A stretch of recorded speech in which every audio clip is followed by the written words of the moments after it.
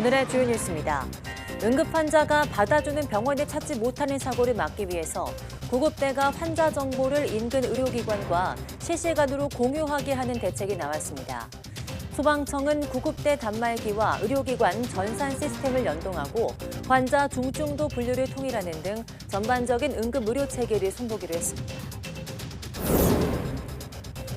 전라북도 새만금 지역에 2차 전지 기업들이 잇따라 입주하면서 올해만 모두 3조 5천억 원 규모 투자 협약이 체결됐습니다. 전라북도는 2차 전지 기업을 지원하는 전담부서를 신설하고 연구센터 5곳을 구축하고 있습니다. 농업의 IT 기술을 접목한 스마트팜이 소멸해가는 농촌을 살릴 방안으로 떠오르고 있습니다. 충청북도는 스마트팜 선도 농가의 경험을 공유하는 자리를 마련하고 충북형 스마트팜을 개발해 보급하기로 했습니다. 지난 주말 충북에 우박이 내린 데 이어서 어제는 경남 양산시에서 때 아닌 우박이 떨어졌습니다. 우박은 농가에 큰 피해를 줄 수 있고 차량이 흠집을 낼 위험도 있어서 예보에 따른 사전 대비가 필요해 보입니다. 오늘부터 기온이 크게 오르면서 본격적인 여름 더위가 찾아올 것으로 보입니다. 주말에는 서울 낮 기온이 32도까지 오르고 일부 지역에는 폭염특보가 발표될 수도 있을 것으로 보입니다.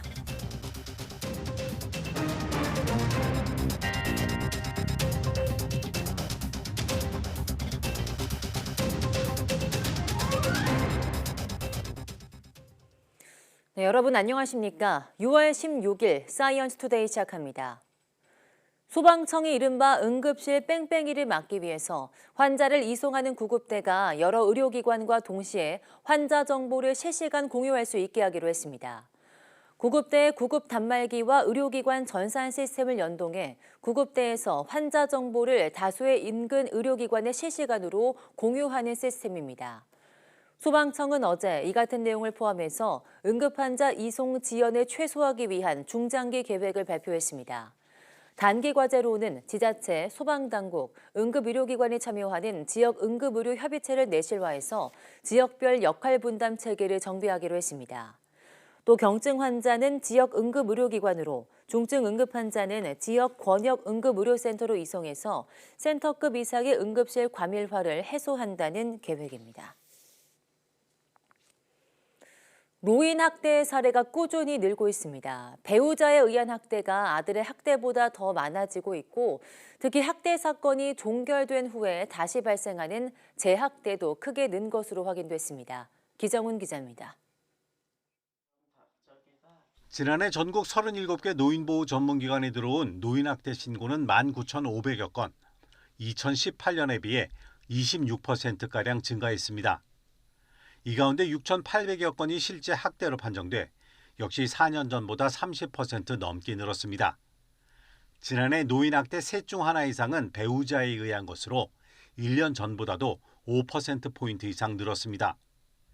노인학대 가해자는 20년 가까이 아들이 가장 많았지만 2년 연속 배우자보다 적었습니다.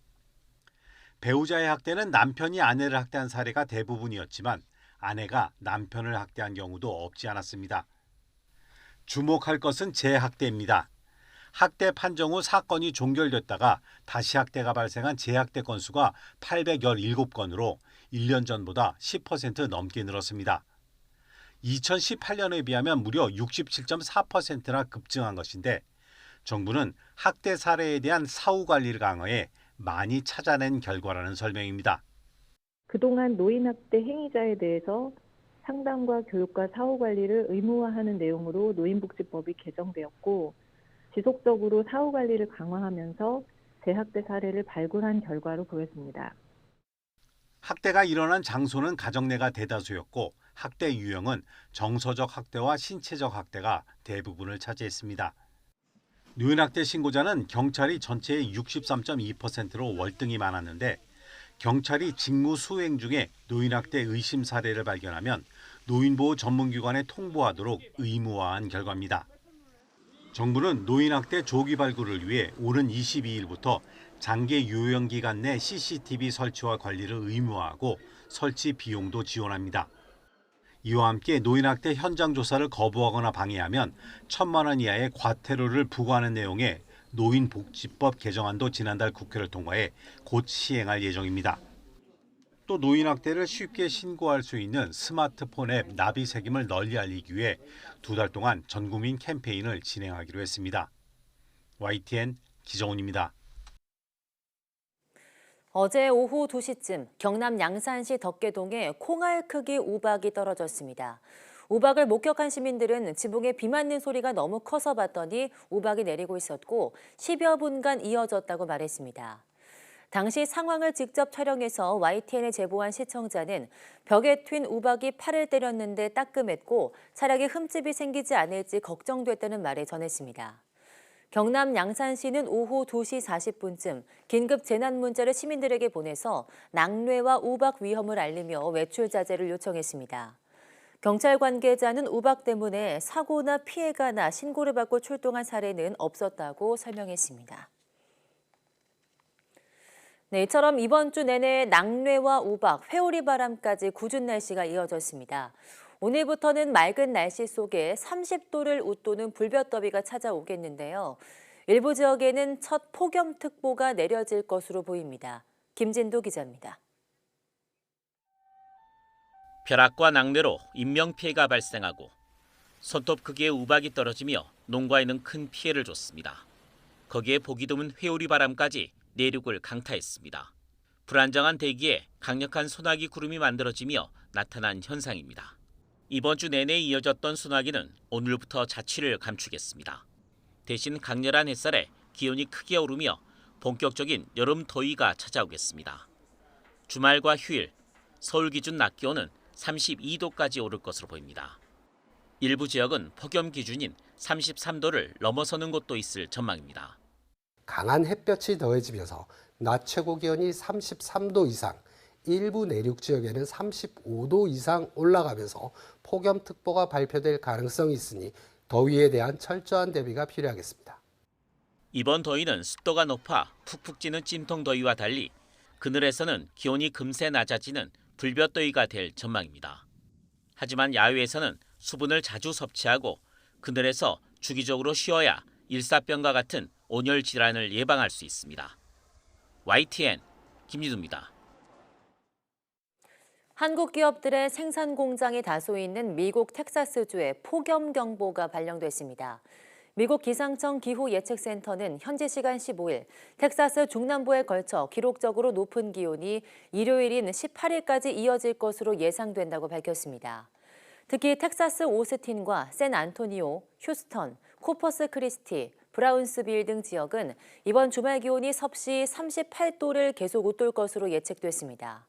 또 댈러스와 포트워스 등 텍사스 북부 지역에서도 기온이 화씨 100도를 넘나들 것으로 예보됐습니다. 따라서 텍사스 남부 지역에는 폭염 경보가, 북부 지역에는 폭염주의보가 발령됐습니다. 아울러 폭풍 예측센터는 텍사스 북부에 토네이도가 발생하거나 큰 우박이 떨어질 확률이 높다고 경고했습니다.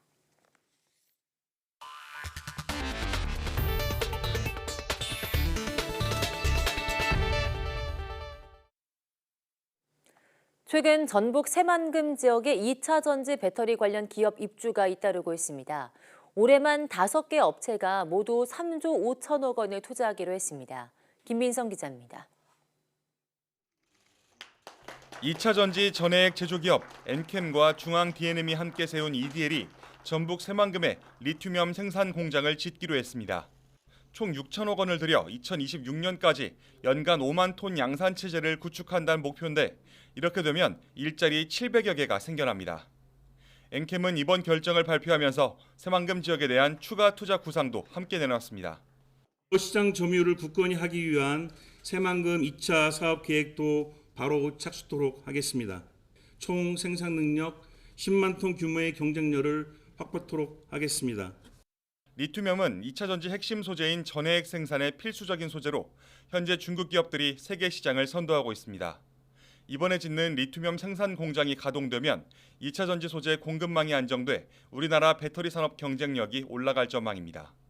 소재 공급에 관한 최적지임을 다시 한번 증명하는 것이라고 생각하고 새만금이 2차 전지 특화단지로 지정되는데 큰 도움이 될 것으로 생각합니다. 새만금에 2차 전지 관련 기업이 처음 들어온 건 2021년. 이듬해 잠시 주춤하더니 최근 투자 규모가 비약적으로 늘어 올해는 반년 만에 모두 3조 5천억 원 규모 투자 협약이 체결됐습니다. 지금까지 새만금 지역에 투자를 결정한 2차 전지 관련 업체는 모두 15개입니다. 비교적 저렴한 분양가와 각종 세제 혜택이 기업들의 관심을 이끌어내는 겁니다. 이에 따라 전라북도는 지역 내 2차 전지 기업 역량 강화를 돕기 위해 전담 부서를 신설할 예정입니다. 2차 전지 산업 초격차 기술을 확보해 이를 곧바로 시장에서 활용할 수 있게 돕는 연구센터 5곳을 구축하는 작업도 추진하고 있습니다. 또 안전 문제에 대한 주민 우려를 고려해 방제센터 추가 건립 등 대책도 검토하고 있습니다. YTN 김민성입니다. 농업 분야에서 정보기술이 접목한 스마트팜에 대한 관심이 갈수록 높아지고 있는데요. 충청북도가 농업 경쟁력 강화를 위해서 이른바 충북형 스마트팜을 개발해 지역에 보급한다는 계획입니다. 이성우 기자입니다. 상추를 재배하는 스마트팜입니다. 우리가 흔히 쌈으로 싸서 먹는 상추가 아닌 샐러드에 쓰이는 유럽형 상추입니다. 물에 배지를 띄워 상추를 재배하는 수경시설로 같은 크기의 기존 비닐하우스보다 매출이 4배 이상 증가했습니다.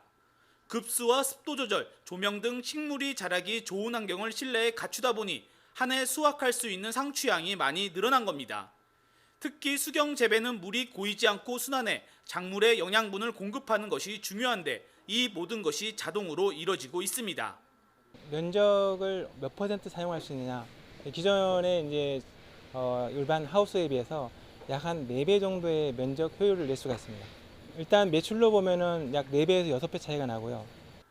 농촌의 노령화와 인구 감소로 소멸해가는 농촌 마을이 늘어나자 충청북도가 스마트팜 보급 확대 방안을 들고 나왔습니다.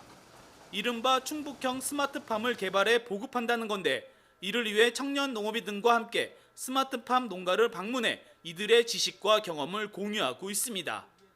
이번 방문이 올해 들어 3번째로 지역 내 스마트팜 발전 방안과 사업 추진 방향 등에 대해 논의했습니다. 특히 충북은 충북형 스마트팜 모델 개발을 위해 각계 전문가로 구성된 스마트팜 현장 지원단도 구성했습니다. AI 스마트팜으로 다는 아닙니다만 일부라도 그걸 바꿔줘야 된다 이렇게 생각해서 지금 선도적으로 하고 있는 농민들과 지속적으로 이 현장을 다니면서 해법을 찾는. 소멸해가는 농촌을 살리는 방안으로 제시된 스마트팜. 스마트팜이 농촌의 청년층 유입은 물론 과학 용동으로 농가 소득까지 올리는 효과도 가져오는 해법이 될지 주목됩니다. YTN 이성우입니다. 건강 식재료인 양송이 버섯은 식감이 좋고 다른 음식 재료와도 잘 어울려서 학교 급식이나 이유식, 간편식 등에 폭넓게 활용되고 있습니다. 육질은 더 쫄깃하면서도 생산성이 크게 향상된 국산 양송이 신품종이 개발돼 주목받고 있습니다. 최명신 기자입니다. 충남 부여의 한 버섯 재배사. 아이들 장난감 같은 앙증맞은 버섯들이 옹기종기 피어 있습니다. 행여 흠집이라도 생길라 하나하나 정성을 담아 바구니에 담습니다. 이곳에서 재배되는 버섯은 양송이 신품종 이담입니다. 최근 5년간 국내에서 가장 많이 재배된 세안과 도담의 장점만을 살려 교잡한 중고온성 품종입니다. 여름에 고온에 노출이 되면 버섯이 푸석푸석한 면이 있는데 이 나무는 그렇지 않고 육질이 단단하면서 이 표면이 매끄럽고 좋습니다. 가세 형태는 세안처럼 약간 타원형, 색과 경도는 도담처럼 밝고 단단합니다. 생장 속도도 도담보다 빨라 첫 번째 수확 일수가 1.5일 정도 빨라졌습니다. 통상 3차례 이루어지는 양송이 수확은 2주기차나 3주기차가 되면 생산량이 절반 이상 줄어들지만 이담은 감소량이 20% 정도에 그치는 것으로 나타났습니다. 이담 품종 같은 경우에는 현재 1위인 세안 품종, 2위인 도담 품종의 장점을 고루 갖춘 품종으로서 세안 품종이 넓게 생육할 수 있는 범위를 갖고 있는데요. 그런 장점을 가져 있고 도담 품종 같은 경우에는 갓색이라든가 단단함을 갖고 있는데 그런 것들을 포함하고 있는 품종입니다. 강도가 기존 품종보다 10% 정도 개선되다 보니 냉장 보관 기간도 2-3일 더 늘어 열흘 가까이 보관이 가능해졌습니다. 양송이 버섯을 사면 다 못 먹고 남을 때가 있는데 냉장고에서 조금 더 오래 갔으면 좋겠어요. 지난 2010년 4%에 불과했던 국산 양송이 보급률은 꾸준한 품종 개발로 지난해 70.5%까지 올라왔습니다. 농진청은 맛은 더 좋아지면서도 생산성은 크게 향상된 신품종 2담의 가세로 양송이 국산화율이 한층 더 가속화할 것으로 기대하고 있습니다. YTN 최명순입니다. 김장철도 아닌데 천일염 주문이 급증하면서 산지에서는 물량 부족 현상이 나타나고 있습니다. 잦은 비에 생산량이 줄어든 데다 최근 후쿠시마 원전 오염수 방류의 불안 심리까지 겹치면서 가격도 급등하고 있습니다. 오선열 기자입니다. 우리나라 천일염의 80%가 나오는 전남 신안입니다. 뙤약볕 아래 꽃처럼 피어난 소금을 모으는 손길이 분주합니다. 중장비가 천일염을 쉴 새 없이 담아내고 근로자들은 포대를 화물차에 싣느라 구슬땀을 흘립니다. 최근 몰려든 천일염 주문에 창고에 쌓아둘 겨를도 없이 출하되면서 천일염 저장 창고는 거의 바닥을 드러냈습니다. 후쿠시마 원전 오염수 방류에 대한 불안감이 커지면서 김장철이 아닌데도 천일염 주문이 급격히 늘었기 때문입니다. 그러다 보니 원래는 2년 정도 쌓아놓고 쓴맛을 내는 간수를 빼야 하는데 그 전에 족족 팔려나가고 있습니다. 수요가 너무 많다 보니까 공급도 좀 딸리고 또 온전히 터지면은 가격이 더 상승하지 않겠냐 하는 마음에서 또 우려하는 마음에서 또 한 가마에 먹을 놈을 갖다가 10가마씩 보유하다 보니까 요즘 천일염 산지 가격은 20kg 한 포대에 2만 원이 훌쩍 넘습니다. 최근 한 달 사이 40% 이상 급등한 겁니다. 갈수록 염전 면적 자체가 줄고 잦은 봄비에 생산량이 절반가량 줄어든 것도 가격 상승 원인으로 꼽히고 있습니다. 5월달이 계속 주마다 비가 왔습니다. 그래서 한 번씩밖에 소금 못 내고 전체적으로 생산량은 지금 떨어진 상태입니다. 지금 하루에 이렇게 출고하는 양은 정해져 있는데 주문 물량은 쏟아져 들어오고.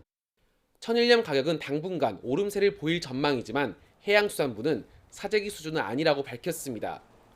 생산자들은 천일염 가격 상승을 반기면서도 후쿠시마 원전 오염수가 방류되면 다시 소비가 둔화하지 않을까 걱정하고 있습니다. YTN 오선열입니다. 라파엘 그로시 국제원자력기구 IAEA 사무총장은 우크라이나 카호우카 댐 파괴 이후 냉각수 고갈 우려가 제기된 자포리자 원자력발전소의 상황이 심각하지만 당장은 안전조치가 취해졌다고 밝혔습니다. 현지 시간 15일 로이터와 스푸트니크 통신 등에 따르면 그로시 사무총장은 원전 운영에 대한 설명을 듣고 현장을 점검한 뒤 이같이 말했습니다. 또 IAEA는 계속해서 원전 상황을 평가할 것이라며 국제감시단이 원전 현장에 남기로 했다고 설명했습니다. 그로시 사무총장은 원전 안전 보장을 위한 우크라이나와 러시아 간 합의 가능성을 두고는 양측의 교전이 여전히 진행 중인 현 시점에서 그런 문서에 서명하는 것은 비현실적이라고 덧붙였습니다. 청년들의 중장기 자산 형성을 지원하는 정책형 금융상품인 청년 도약 계좌가 출시됐습니다. 6시간 만에 가입자가 5만 명을 훌쩍 넘기면서 초반 흥행에는 성공했습니다. 엄윤주 기자입니다. 우여곡절 끝에 윤석열 정부의 국정과제인 청년 도약 계좌가 마침내 첫 발을 뗐습니다. 출시 6시간 만에 가입자 5만 7천여 명이 몰리면서 순항하고 있습니다. 오는 21일까지 닷새 동안은 출생 연도를 기준으로 오부제에 따라 가입 신청이 가능합니다. 이후 22일과 23일에는 출생 연도와 관계없이 가입 신청을 할 수 있습니다. 특히 휴대전화로 취급은행의 앱에 접속하면 비대면으로 신청이 가능한 만큼 청년들에게 편리성에서 합격점을 받았습니다. 거의 한 30초 만에 가입을 한 것 같아요. 그래서 기존에 쓰는 은행 어플만 있으면 이동 중이거나 아니면 수업 시간, 쉬는 시간 언제 어디서든 편리하게 가입할 수 있어서 여기에 시중에 나와 있는 적금보다 금리가 최대 6%인 점도 높은 호응을 얻었습니다. 무엇보다도 일반 적금보다 금리가 높아서 빨리 제 주위의 친구들에게도 홍보를 하고 싶습니다.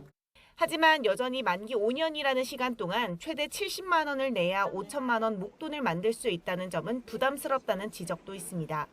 70만 원은 좀 금액이 아무래도 한 달에 버는 거에 비해 너무 커가지고 많이 부담스러워요. 5년도 솔직히 짧은 건 아니잖아요. 그래서 좀 힘들 것 같아요. 부모님한테 빌리는 건 좀 아닌 것 같아서.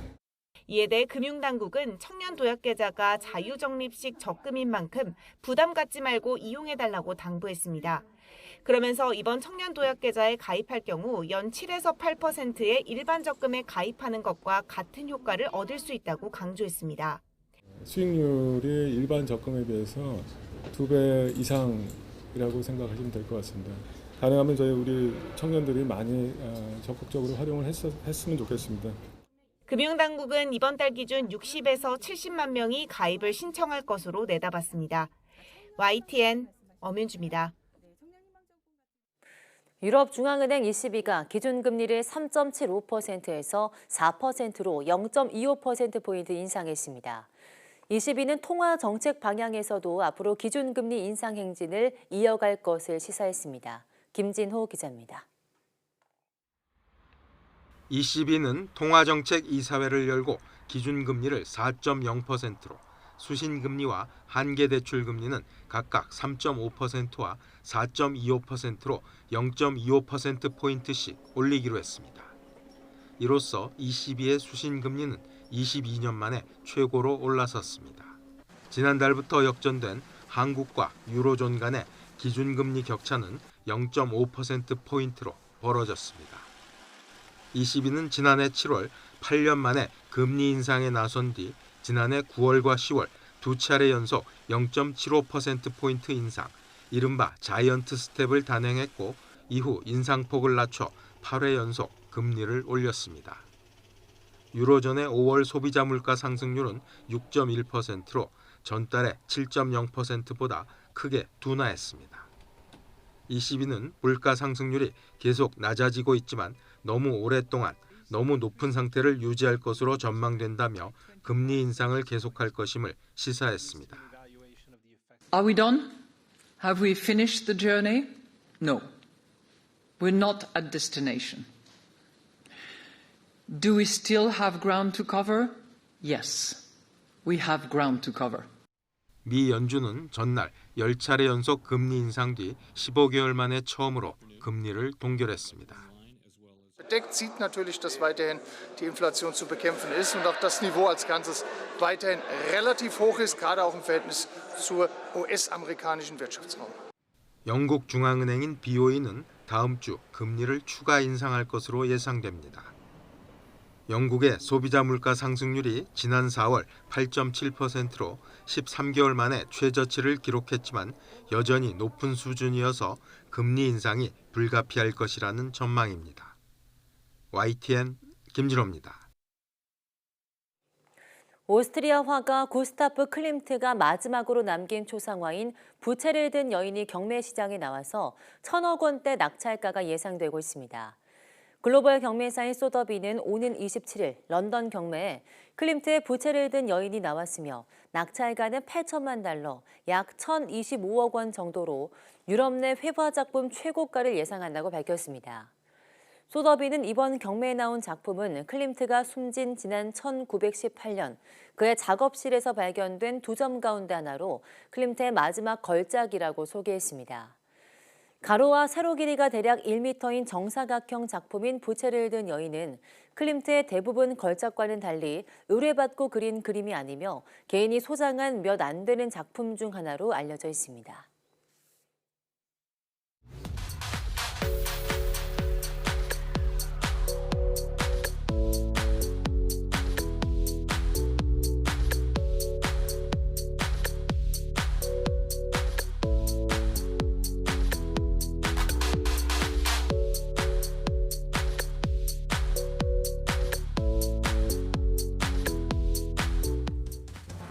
독일의 국회의사당, 파리의 퐁네프 다리와 개선문 등은 멋진 모습과 그 상징성으로 많은 관광객들에게 포토스팟으로 꼽히기도 하는데요. 이런 대형 건축물을 포함해 심지어 자연물인 섬까지 하얀 천으로 포장해서 많은 이들에게 새로운 영감을 선사했던 작가가 있습니다. 바로 설치미술의 대가 크리스토 자바체프인데요. 오늘 오후 사이언스 투데이 사이언스 인 아트에서 자세한 이야기 나눠보겠습니다. 많은 시청 바랍니다. 함께 해주신 여러분 고맙습니다.